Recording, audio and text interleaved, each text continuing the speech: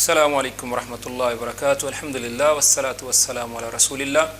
رسول اللہ صلی اللہ علیہ وسلم نے فرمایا تم لوگ نیک اعمال کی طرف جلدی کرو ان فتنوں کے خوف سے جو سخت تاریک رات کی طرح ہیں، جس میں آدمی صبح کے وقت مومن اور شام کے وقت کافر ہوگا، اور شام کے وقت مومن اور صبح کے وقت کافر ہوگا، دنیاوی ساز و سامان کے بدلے اپنا دین بیچ دے گا.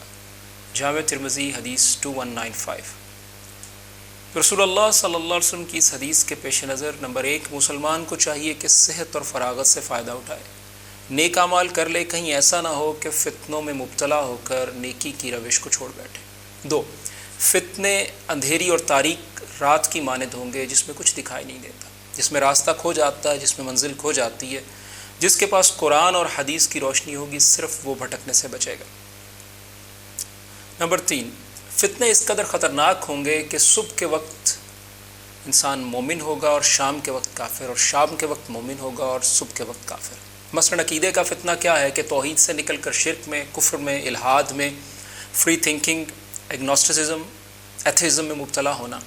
خواہشات کا فتنہ کیا ہے؟ حرام مال، بے حیائی، concerts, awards, drama, celebrities, relationship, sexuality, porn کے جال میں الجھ جانا.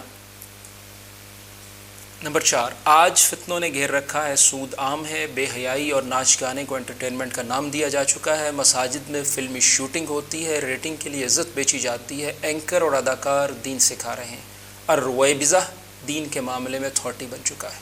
5، دنیاوی فائدے، ڈالرز، پاؤنڈز، پلاٹس، اقتدار، عورت، عہدہ کے لیے دین کو بیچ ڈالے گا اور دین کو فروخت کرے گا. And would sell his faith for worldly goods. اے اللہ ہم سب کے دین کی حفاظت کرنا.